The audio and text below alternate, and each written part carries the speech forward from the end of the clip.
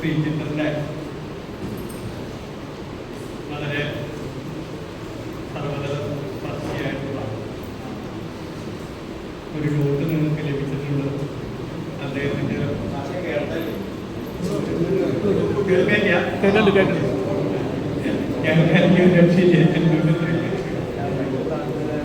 ശ്രീചിത്രന്റെ ആ നോട്ട് വളരെ നന്നായിട്ടുണ്ട്. അതോടൊപ്പം തന്നെ അദ്ദേഹത്തിന്റെ ഈ ഏതാണ്ടൊരു ക്ലാസ്സിന് സമാനമായ വർത്തമാനം നിങ്ങൾക്കുണ്ട്.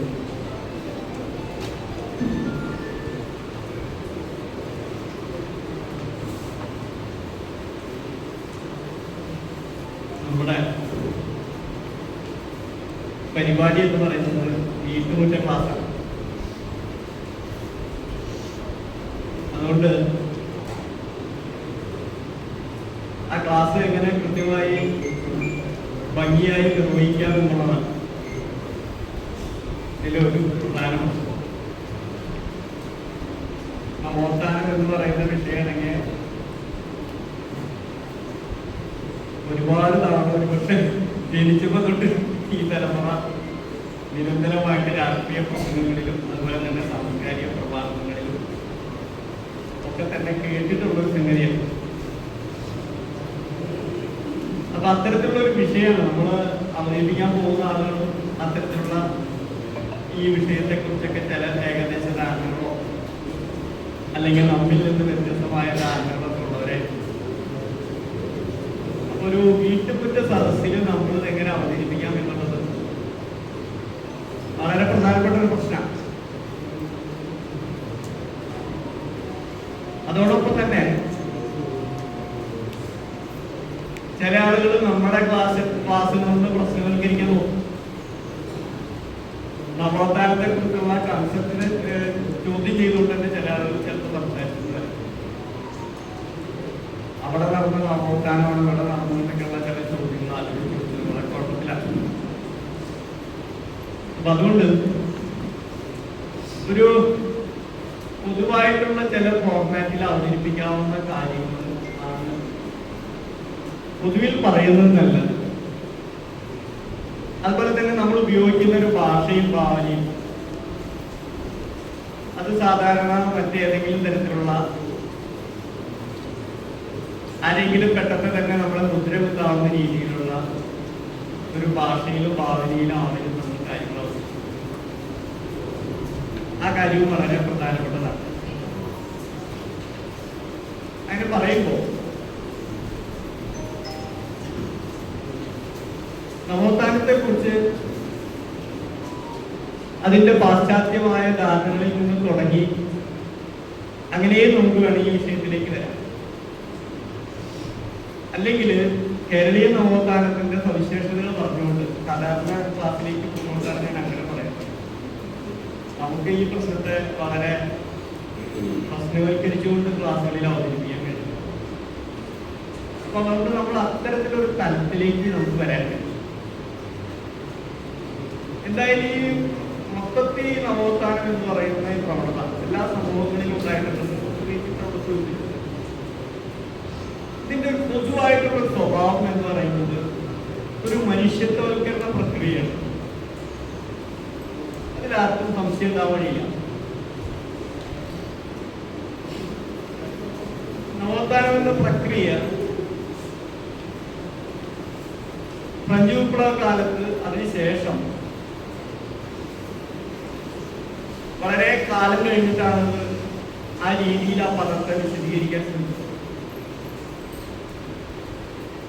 1855 തോന്നുന്നു ഫൂസ്ലെ എന്ന് പറയുന്ന ഫ്രഞ്ച് ചരിത്രകാരൻ ഫ്രാൻസിനെ കുറിച്ച് ഒരു 20 വോള്യങ്ങളുള്ള പുസ്തകം ഇറക്കേണ്ടത്. അതിലെ ഒരു പുസ്തകമാണ് നവോത്ഥാനം എന്ന് പറയുന്നത്. ആ ഒരു ചരിത്രത്തിന്റെ ഭാഗമായിട്ട് വിശദീകരിക്കും.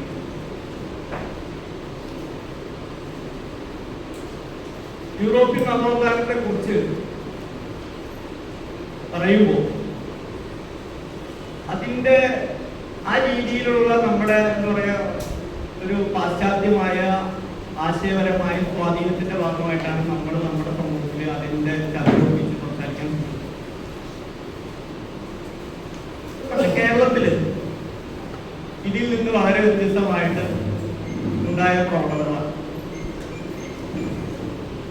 നമ്മൾ ശ്രീനാരായണ ഗുരുവിനെ നവോത്ഥാനത്തിന്റെ രാജശില്പി എന്ന് പറഞ്ഞുകൊണ്ട് അവതരിപ്പിക്കുമ്പോൾ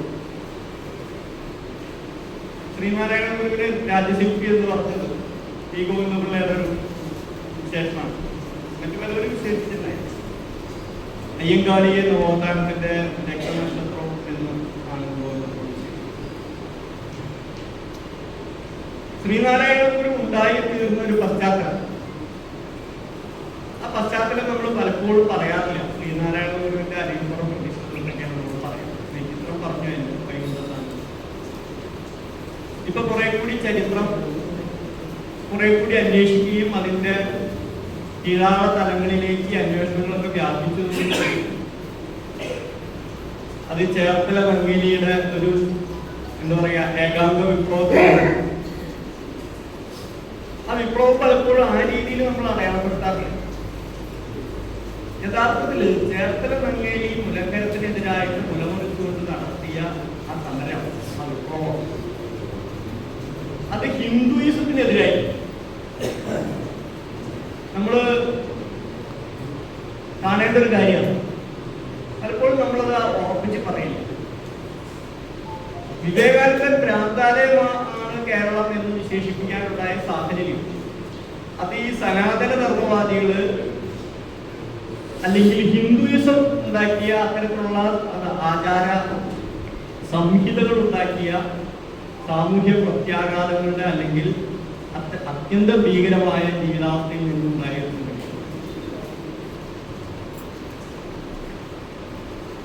നമ്മള് ഈ കാര്യങ്ങള് ആ രീതിയിൽ നമ്മൾ പലപ്പോഴും ചരിത്രത്തിൽ കാണാൻ ശ്രമിക്കും. ചേർത്തല മംഗേലിയിൽ നിന്ന് ആരംഭിക്കുന്ന ആ പ്രക്രിയ വൈകുണ്ഠസ്വാമികളിലൂടെ വികസിച്ച് ശ്രീനാരായണ ഗുരുവും വൈകുണ്ഠസ്വാമികളും തമ്മിലുള്ള ഒരു ചരിത്രപരമായ വികാസത്തിന്റെ ആ ബന്ധം പലപ്പോഴും നമ്മൾ ഓർക്കാറില്ല. വൈകുണ്ഠസ്വാമികള് ജയിലിൽ കിടക്കുന്ന, ഞാൻ വിശദാംശങ്ങളിലേക്കൊന്നും പോകുന്നില്ല. വൈകുണ്ഠസ്വാമികള് ജയിലിൽ കിടക്കുന്ന സമയത്താണ് സുബരായൻ എന്ന പിൽക്കാലത്ത് അയ്യാവൂർ സ്വാമികൾ എന്ന് പറയുന്ന അവിടുത്തെ ജയിൽ സൂക്ഷിപ്പുകാരൻ അല്ലെങ്കിൽ ജയിൽ സൂപ്രണ്ട് എന്നൊക്കെ വേണമെങ്കിൽ പറയാവുന്ന ഒരാള് അദ്ദേഹവുമായി അടുക്കുന്നതും പിന്നീട് അദ്ദേഹത്തെ ജയിലിൽ നിന്ന് മോചിപ്പിക്കാൻ തന്നെ അയ്യാവൂർ സ്വാമികൾ നടത്തുന്ന ശ്രമങ്ങൾ, അതുപോലെ തന്നെ പിന്നീട് വൈകുണ്ഠസ്വാമികളെ പോയി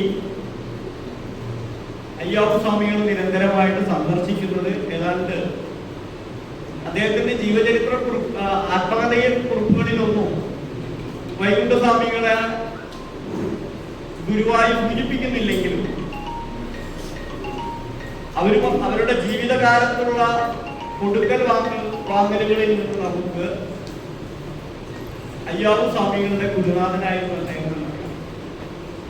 ഈ അയ്യാവൂർ സ്വാമികള് പിന്നീട് അയ്യാവൂർ സ്വാമികളുടെ ശിഷ്യനായിട്ടാണ് ചട്ടമ്പി സ്വാമികളും ശ്രീനാരായണ ഗുരുവൊക്കെ വളർന്നു വരുന്നത്. അപ്പോ ശ്രീനാരായണ ഗുരുവിനെ സൃഷ്ടിച്ചെടുത്ത ഒരു പശ്ചാത്തലം ഇവിടെ ഉണ്ട് എന്നുള്ള കാര്യത്തിൽ നവോത്ഥാന പ്രക്രിയയുടെ രാജശില്പി എന്ന് തീർച്ചയായിട്ടും ശ്രീനാരായണ ഗുരുവിനെ വിശേഷിപ്പിക്കാമെങ്കിലും അതിനു മുമ്പ് നമ്മുടെ നാട്ടിലെ ഈ നവോത്ഥാന പ്രക്രിയ എന്ന് പറയുന്നത് അതിൻ്റെ ചിലപ്പോൾ അതിൻ്റെ നേരിയ തോതിലായിരിക്കാം അതൊക്കെ തന്നെ 18ാം നൂറ്റാണ്ടിൻ്റെ അവസാനം തൊട്ട് തന്നെ ഉണ്ടായിരുന്നു എന്നുള്ളൊരു വസ്തുത നമുക്ക് മനസ്സിലാക്കും. അതുപോലെ എനിക്ക് തോന്നിയിട്ടുള്ളൊരു മറ്റൊരു സംഗതി, ഇവിടെ യോഗക്ഷേമ സഭയോ അല്ലാതെ ആദർശവൽക്കരിച്ച് പറയാറുണ്ട് നവോത്ഥാനത്തിൽ എന്തോ വലിയ സംഭവം. വാസ്തവത്തിൽ യോഗക്ഷേമ സഭയുടെ ഒരു പങ്കാളിത്തം എന്ന് പറയുന്നത് ഇന്ന് ചരിത്രത്തിൽ ഘോഷിക്കുന്നത് പോലെ ഇല്ല എന്നുള്ളതാണ് ചരിത്രം മനസ്സിലാക്കുക. നമ്പൂതിരി നവോത്ഥാനം എന്ന് പറയുന്ന ഇന്ന് നമ്മൾ പറയുന്ന പ്രധാനപ്പെട്ട വളരെ ഉദ്ദേശപരമായിട്ടുള്ള കാര്യങ്ങളൊക്കെ തന്നെ ഉണ്ടാക്കി. നമ്പൂതിരി യോഗക്ഷേമ സഭയല്ല. പക്ഷെ നമ്മള് വീട്ടിൽ ഉണ്ടാക്കിയ നാടകങ്ങളടക്കം കുട്ടനായരാദികൾ തൊട്ട് എല്ലാവരും തന്നെ ചരിത്രത്തില്, അത് വയനാട് ചരിത്രത്തിലായാലും ശങ്കരപ്പിള്ളയുടെ ചരിത്രത്തിലായാലും യോഗക്ഷേമ സഭയാണ് ആ നമ്പൂരി സമുദായത്തിനകത്ത് എല്ലാം നടത്തിയിരുന്നത്. വാസ്തവത്തിൽ അതല്ല. യോഗക്ഷേമ സഭ 1908 ഉണ്ടാകുന്നു. പിന്നീട് യോഗക്ഷേമ സഭയ്ക്കകത്ത് ചെറുപ്പക്കാർ ചേർന്ന് യോഗക്ഷേമ സഭ വീണ്ടും വീണ്ടും യാഥാസ്ഥിതികമായ റോളുകളിലേക്ക് പോകുന്നു എന്ന് മനസ്സിലാക്കിക്കൊണ്ട് 1919 രൂപീകരിച്ച നമ്പൂതിരി യുവജന സംഘമാണ് പിന്നീട് അതിന്റെ ചരിത്രപരമായ പിന്നീട് നമ്മൾക്ക് അവകാശപ്പെടുന്ന എല്ലാ നേട്ടങ്ങളുടെയും പിന്നിൽ പ്രവർത്തിച്ചു. ആ നമ്പൂരി യുവജന സംഘം ഉണ്ടാവുന്നത് അക്കാലത്ത് ശ്രീനാരായണ ഗുരുവിന്റെയും മറ്റ് സഹോദരൻ അയ്യപ്പന്റെയും ഒക്കെ തന്നെ ആശയങ്ങളെ പിൻപറ്റിയിട്ടുള്ള വീട്ടിയായാലും പാർന്നമ്പൂരി ആയാലും ആ തുടങ്ങിയ ആളുകളിൽ നമ്പൂരി യുവജന സംഘം അതിൽ പങ്കെടുത്ത എല്ലാ ചെറുപ്പക്കാരും ആര്യ പള്ളമായാലും പിന്നെ ICP നമ്പൂരിയായാലും എല്ലാവരും ഈ കാലത്ത് വീട്ടി ഒഴിച്ച് കമ്മ്യൂണിസ്റ്റ് പാർട്ടിയുടെ പ്രവർത്തകരായി. വീട്ടിയുടെ അടുക്കളയിൽ നിന്ന് അരങ്ങത്തേക്ക് എന്ന് പറയുന്ന നാടകം ഉണ്ടാവുന്നതല്ല. കൊച്ചിയില് നമ്പൂതിരി ബില്ല് പാസ്സായിട്ടും അത് പ്രാബല്യത്തിൽ വരാതെ അന്നത്തെ യോഗക്ഷേമ സഭയുടെ നേതൃത്വത്തിലുള്ള യാഥാസ്ഥിതികര് ആ ബില്ല് മരവിപ്പിക്കണമെന്ന് ആവശ്യപ്പെട്ട് കൊച്ചി രാജാവ് മരവിപ്പിച്ചപ്പോ പിന്നീട് യോഗക്ഷേമ സഭ ഏതാണ്ട് നിശ്ചലമായ ഒരു അവസ്ഥയായി. അങ്ങനെ നിൽക്കുന്ന സമയത്താണ് VT ഭട്ടതിരിപ്പാട് ഇനി എന്ത് ചെയ്യാൻ കഴിയും, ഈ സംഘത്തെ മുന്നോട്ട് കൊണ്ടുപോകുന്നതിന് ഈ മുദ്രാവാക്യങ്ങളെ മുന്നോട്ട് കൊണ്ടുപോകുന്നത്. അങ്ങനെ നിൽക്കുന്ന സമയത്താണ് VT ഭട്ടതിരിപ്പാട് ഈ നാടകം ഞാൻ എന്റെ വിശദാംശങ്ങൾ പറയുന്നത്. നാടകം എഴുതി കഴിഞ്ഞപ്പോ അത് അവതരിപ്പിക്കാൻ ശ്രമിക്കുമ്പോ യോഗക്ഷേമ സഭ പൂർണ്ണമായിട്ട് അത് അവതരിപ്പിക്കാൻ പറ്റില്ല എന്ന് പറഞ്ഞു. ഈ ചെറുപ്പക്കാരൊക്കെ തന്നെ തെമ്മാടിത്തമാണ് കാണിക്കുന്നതെന്ന് പറഞ്ഞുകൊണ്ട് പ്രശ്നമുണ്ടായി. അപ്പൊ ആ കാലത്ത് യോഗക്ഷേമ സഭയുടെ വാർഷികത്തിന്റെ തൊട്ട് പിറ്റേ ദിവസം അല്ലെങ്കിൽ അതോടനുബന്ധിച്ചുള്ള പന്തലിലാണ് യുവജന സംഘത്തിന്റെ ഒക്കെ സമ്മേളനം. ചിറ്റൂര് കുഞ്ഞനമ്പൂരിപ്പാടായിരുന്നു അതിന്റെ അന്നത്തെ കൺവീനറും അതിന്റെ നേതാവും. വീട്ടിയൊക്കെ നാടകം കളിക്കാൻ സമ്മതിക്കില്ല എന്ന് പറഞ്ഞപ്പോൾ റിഹേഴ്സലൊക്കെ നടന്ന എല്ലാം വായി കഴിഞ്ഞപ്പോൾ വീട്ടിയൊക്കെ പോയിട്ട് അദ്ദേഹത്തെ കണ്ടു. അദ്ദേഹം സമ്മതിച്ചില്ല. അതൊക്കെ ചരിത്രത്തിലെ രേഖകളാണ്. സമ്മതിച്ചില്ലെന്ന് മാത്രമല്ല, വീട്ടിയുമായിട്ടുണ്ടായിട്ടുള്ള വെല്ലുവിളിയിൽ വീട്ടി പറയുകയും ചെയ്തു, ഈ നാടകം അന്നേ ദിവസം അവിടെ അവതരിപ്പിക്കാൻ പറ്റിയില്ലെങ്കിൽ ഞാൻ പറമ്പിക്കുളം കാട്ടിൽ പോയി സന്യസിക്കുമെന്നാണ് പറഞ്ഞത്. അങ്ങനെയുള്ള വെല്ലുവിളിയിൽ നിന്നാണ് ആ നാടകം ഉണ്ടാകുന്നത്. ആ നാടകത്തിന് അവസാന രംഗത്ത് അറിയാം, മാധവൻ അവരൊക്കെ തന്നെ അഭിനന്ദിക്കുന്നത്, അവര് ആ തുക കൈമാറുന്നതൊക്കെ തന്നെ നമ്പൂരി യുവജന സംഘത്തിന് ആളുകളാണ്. അങ്ങനെ ഉണ്ടായ ഈ നാടകം പക്ഷെ നമ്മുടെ നാട്ടില് അതിനോടനുബന്ധിച്ചാണ് വീട്ടിയുടെ ഈ പരിഷ്കാരങ്ങളൊക്കെ തന്നെ സഹായത്തോടു കൂടിയാണ്, അല്ലെങ്കിൽ അതിന്റെ സ്വാധീനത്തോടു കൂടിയിട്ടാണ് ബാക്കിയുടെ നാടകം ഉണ്ടാകുന്നത്, ഫ്രാൻസിയുടെ നാടകം ഉണ്ടാകുന്നത്. പക്ഷെ ഇതൊക്കെ തന്നെ നമ്മള് യോഗക്ഷേമ സഭയുടെ ഒരു വിപ്ലവകരമായ പ്രവർത്തനമായിട്ടാണ് വരിക. വാസ്തവത്തിൽ അങ്ങനെയല്ല. നമ്പൂരി യുവജന സംഘമാണെങ്കിൽ അവര് സ്വാതന്ത്ര്യം, സമത്വം, സ്വാതന്ത്ര്യം എന്ന് പറയുന്ന മുദ്രാവാക്യത്തൊക്കെ തന്നെ പിൻപറ്റിക്കൊണ്ട് പ്രവർത്തിച്ചു വന്നൊരു സംഘം. EMS നമ്പൂരിപ്പാടൊക്കെ തന്നെ അതിൽ പങ്കെടുത്തിരുന്ന കാര്യങ്ങളൊക്കെ നിങ്ങൾക്കറിയാം. അപ്പൊ അതുകൊണ്ട് നമ്മുടെ ചരിത്രത്തെ കുറെ കൂടി സൂക്ഷ്മമായി വായിക്കുകയും ഇത്തരത്തിലുള്ള ചില കാര്യങ്ങൾ നമ്മൾ വിശദീകരിക്കാനുള്ള ഒരു സന്ദർഭമായിട്ട് നമ്മൾ ഇതിനെയൊക്കെ കാണും. അതുപോലെ വളരെ പ്രധാനപ്പെട്ട ഒരു സംഗതിയാണ് 1930 എന്ന് പറയുന്ന ഒരു ദശകം. 1930-കളിലാണ് ഒരുപക്ഷെ സോഷ്യലിസ്റ്റ് ആശയങ്ങളുടെ അതിശക്തമായ ഒരു ഒഴുക്ക് കേരള സമൂഹത്തിലേക്ക് ഉണ്ടാകും. അതിനു മുമ്പ് സഹോദരൻ അയ്യപ്പനൊക്കെ തന്നെ അത്തരത്തിലുള്ള ആശയങ്ങളുടെ പ്രചരണവുമായിട്ടൊക്കെ രംഗത്ത് വരുന്നു. വാസ്തവത്തിൽ ഇക്കാലത്ത് ഈ കേരള സമൂഹത്തിലുണ്ടായ മാറ്റങ്ങൾക്ക് ആവശ്യമായ തൊഴിലാളി പ്രസ്ഥാനങ്ങൾ, കർഷക പ്രസ്ഥാനങ്ങൾ, അതുപോലെ തന്നെ മറ്റു തരത്തിലുള്ള പുരോഗമന ജനാധിപത്യ പ്രസ്ഥാനങ്ങളൊക്കെ തന്നെ ഉണ്ടാകുന്നതിന്റെ ഊർജം എന്ന് പറയുന്നത് ഒരുപക്ഷെ ഈ രീതിയിൽ വളർന്നു വന്ന ഏതാണ്ട് അയ്യങ്കാളിയിലൂടെ സഹോദരൻ അയ്യപ്പനിലൂടെ ഒക്കെ തന്നെ ഉയർന്നു വന്ന വളരെ പ്രത്യക്ഷമായിട്ട് ഒരു സാമുദായിക പ്രസ്ഥാനമല്ലാതെയാണ് അയ്യങ്കാളിയുടെ പ്രസ്ഥാനം രൂപീകരിച്ചതെന്നത് വളരെ പ്രധാനപ്പെട്ട കാര്യം. പിൽക്കാലത്ത് തൊഴിലാളി പ്രസ്ഥാനങ്ങൾക്കൊക്കെ തന്നെ അല്ലെങ്കിൽ എസ് കെ വസ്തന്മാരുടെ ആത്മകഥയിൽ പറയുന്ന ഒരു കാര്യമുണ്ട്.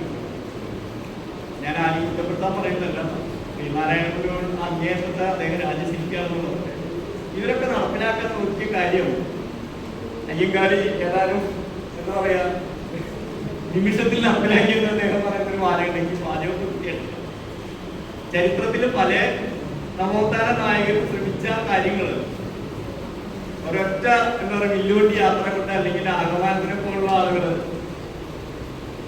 ആഗമാനത്തിനെതിരായിട്ട് ഇതുപോലെ തന്നെ സവർണര് വലിച്ചു വന്ന് ആഗമാനത്തെ രണ്ട് സവർണ കുട്ടികളെ തന്റെ ഹോസ്റ്റലിൽ നിർത്തി പഠിപ്പിക്കുന്നതിനെതിരായിട്ട് വലിയ വിഷയം ഉണ്ടാക്കി വന്നപ്പോ അവര് മുന്നിലുകൊണ്ട് ഒരു കൂട് വെച്ചു. ആഗമാനത്തിന്റെ ഒറ്റ ഏറാണ്.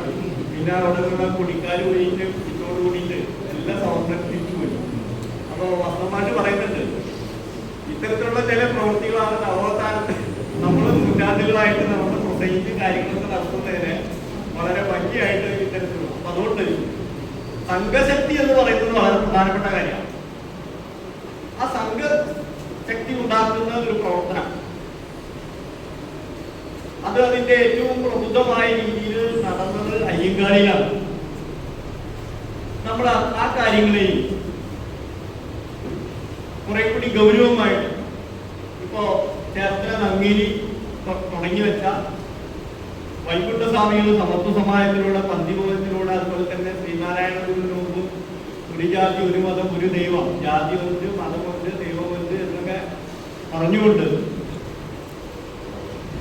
അങ്ങ് തെക്കൻ തിരുവിതാംകൂറിലാണെങ്കിൽ നടത്തിയ ഒരു പ്രസ്ഥാനത്തിന്റെ സ്വാധീനം ശ്രീനാരായണ ഗുരുവിന് കാണാൻ കഴിയും. 1903 SNDP ഉണ്ടാക്കിയ ശ്രീനാരായണ ഗുരുവിന്റെ 1916 ജാതി മത ഭേദമില്ല വിളംബരം. നമ്മൾ പലപ്പോഴും ജാതിയില്ല വിളംബരം എന്ന് മാത്രം പറയാറ്. ശ്രീനാരായണ ഗുരു ആ വിളംബരത്തില് ജാതി മത ഭേദമില്ല എന്ന് തന്നെ പറഞ്ഞുകൊണ്ടാണ് ആ വിളംബരം ആരംഭിക്കുന്നത്. സ്വയം കറക്റ്റ് ചെയ്യാനായിട്ട് സ്വയം നിരന്തരമായി ശ്രമിച്ചിരുന്ന ഒരാളാണ് ശ്രീനാരായണൻ. അതിന്റെ ചരിത്രത്തിലേക്ക് പോകുന്നത് അതിന്റെ കൂടുതൽ. പക്ഷെ 1916 തൊട്ട് 1928 വരെയുള്ള കാലത്ത് ശ്രീനാരായണ ഗുരുവിനുണ്ടായിട്ടുള്ള മാറ്റം സഹോദരൻ അയ്യപ്പനെ പോലെ തന്നെ അതുപോലെ തന്നെ കുറ്റിപ്പുഴയെ പോലുള്ള ശിഷ്യന്മാരെ സ്വീകരിച്ചുകൊണ്ട് അവരെ മുന്നിൽ നിർത്തിക്കൊണ്ട് ഈ കേരള നവോത്ഥാനത്തെ മറ്റൊരു തലത്തിലേക്ക് നയിക്കാനായിട്ടുള്ള ശ്രീനാരായണ ഗുരുവിന്റെ മുൻകൈ, അതുപോലെ തന്നെ ശ്രീനാരായണ ഗുരു നടത്തി വന്ന പ്രതിഷ്ഠകളിൽ പിന്നീടുണ്ടായ സ്വഭാവത്തിലെ വ്യത്യാസം ഞാൻ വിശദീകരിക്കുന്ന അവരുടെ കാലത്തിൽ നടത്തുന്നുണ്ട്.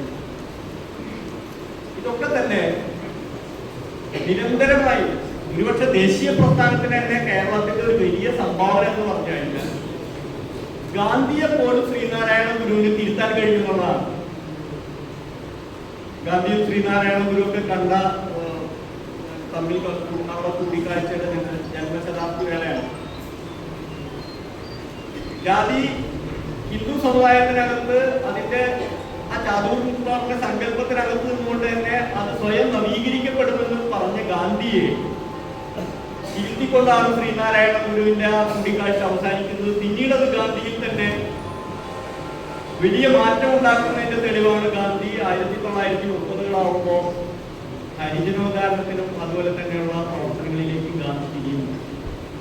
അപ്പൊ അങ്ങനെ ഗാന്ധിയെ അതുപോലെ തന്നെ ദേശീയ പ്രസ്ഥാനത്തിന് മുമ്പ് വൈക്കത്തെ സമരം ഏറ്റെടുത്തില്ല. ശ്രീനാരായണ ഗുരുവിന് അതിലൊക്കെയുള്ള പങ്ക് നിൽക്കറിയാം. ഒരുപക്ഷെ TK മാധവൻ എന്ന് പറയുന്ന ആള് അകാലത്തിൽ മരിച്ചു പോയിരുന്നില്ലെങ്കിൽ കേരളീയ നവോത്ഥാനത്തിൽ ഒരുപക്ഷെ ഇതിനേക്കാളും റാഡിക്കലായ ഒരുപാട് കാര്യങ്ങൾ നടക്കുമായിരുന്നു. അപ്പൊ അങ്ങനെയുള്ള ചില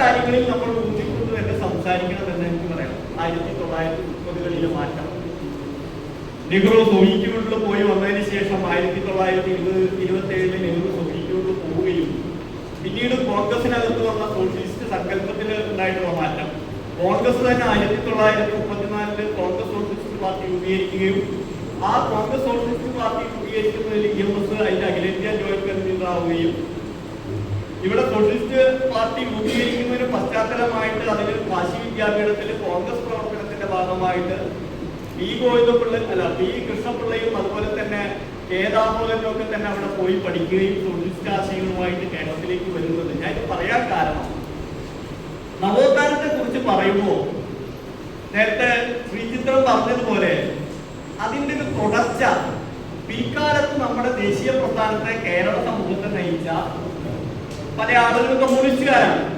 ഇവർക്കുള്ള റോളൊന്നും നമ്മൾ ദേശീയ പ്രസ്ഥാനത്തിലുണ്ടായിട്ട് പറയും. ഈ ദേശീയ പ്രസ്ഥാനത്തിന് കേരളത്തിൽ പിന്നീട് അറിയാലോ 1934 ഉണ്ടായ കോൺഗ്രസ് സോഷ്യലിസ്റ്റ് പാർട്ടി 39 സംസ്ഥാന നേതൃത്വം തന്നെ കമ്മ്യൂണിസ്റ്റ് പാർട്ടിയായിട്ട് മാറണം. 1939 കമ്മ്യൂണിസ്റ്റ് പാർട്ടി കേരളത്തിൽ രൂപീകരിച്ചു. കേരളത്തിൽ നിന്ന് കേരളമാക്കുന്നതിൽ 1939 രൂപീകരിക്കപ്പെട്ട ഈ കമ്മ്യൂണിസ്റ്റ് പാർട്ടിയും 1930കളിൽ ഉണ്ടായ ഇത്തരത്തിലുള്ള ആശയപ്രചരണങ്ങളും 34 ഉണ്ടായിട്ടുള്ള കോൺഗ്രസ് സോഷ്യലിസ്റ്റ് പാർട്ടിയുടെ രൂപീകരണവും അതിന്റെ പ്രവർത്തനങ്ങളും അത് പിന്നീട് കർഷക പ്രസ്ഥാനങ്ങളിലേക്ക് മാറുന്നത് കേരളത്തിനെ പോലുള്ള ആളുകളുടെ നാടകം എഴുതുന്നതിന്റെ പശ്ചാത്തലം നമുക്ക് അറിയാലോ, പാട്ടവാക്യം ഒരു കർഷക. അങ്ങനെ കേരളത്തിലെ സാംസ്കാരിക ജീവിതത്തെയും അതുപോലെ തന്നെ രാഷ്ട്രീയ ജീവിതത്തെയും അതുപോലെ തന്നെ സമര പോരാട്ടങ്ങളെയും മുന്നോട്ട് കൊണ്ടുപോകുന്നതിൽ അവിടെ നിന്ന് തുടങ്ങി ഇത്തരത്തിലുള്ള കമ്മ്യൂണിസ്റ്റ് പ്രസ്ഥാനത്തിലുള്ള ഒരു പങ്ക് അത് പലപ്പോഴും അംഗീകരിക്കില്ല. ഇതൊക്കെ കൂടി പറയാൻ പോയി കഴിഞ്ഞാൽ നമ്മൾ സോഷ്യൽ മീഡിയ എടുത്തു കഴിഞ്ഞാൽ ഇവരൊക്കെ നവോത്ഥാനത്തിൽ എന്താ നിങ്ങൾക്കൊക്കെ പങ്ക് തീർന്നു,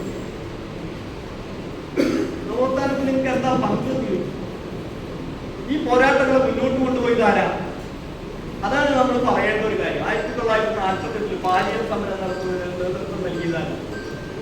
1955 മണിമലർക്കാവ് സമരത്തിന് നേതൃത്വം നൽകിയതാണ്.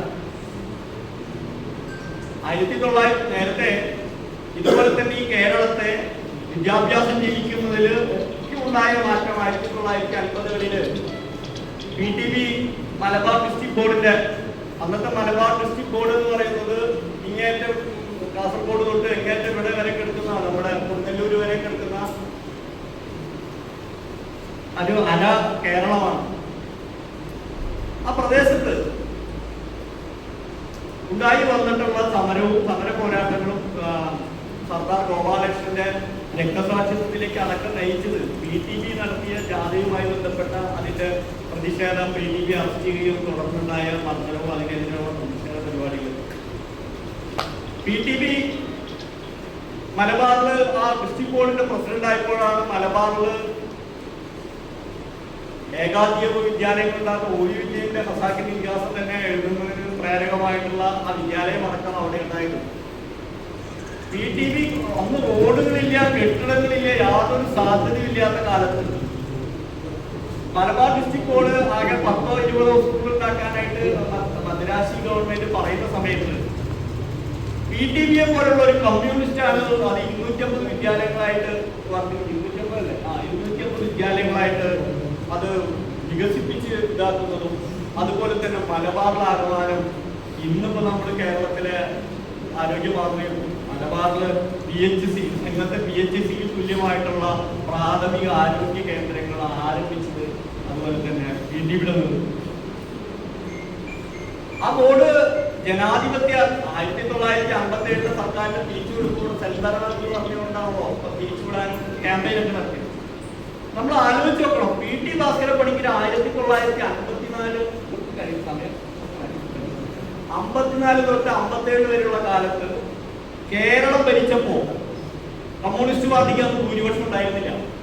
അന്ന് ലീഗ് അതുപോലെ തന്നെ കോൺഗ്രസിനൊക്കെ തന്നെ അംഗങ്ങൾ ഭൂരിപക്ഷം കമ്മ്യൂണിസ്റ്റ് പാർട്ടി ആയിരുന്നെങ്കിലും അവരൊക്കെ ചേർന്നുകൊണ്ടുള്ള ഒരു കമ്മിറ്റി, ഒരു ഗവൺമെന്റ് ഉണ്ടാക്കിയിട്ട് ആ 3 വർഷവും അത് ജനായത്തപരമായ രീതിയിൽ വളരെ സുതാര്യമായ രീതിയിൽ PT ഭാസ്കര പണിക്കര് ഭരിച്ചു എന്നുള്ളതാണ് ഐക്യമുന്നണി ഭരണത്തിന് ഇന്ന് ഇന്ത്യയിൽ എടുത്തു പറയാത്ത ഏറ്റവും വലിയ മാതൃക.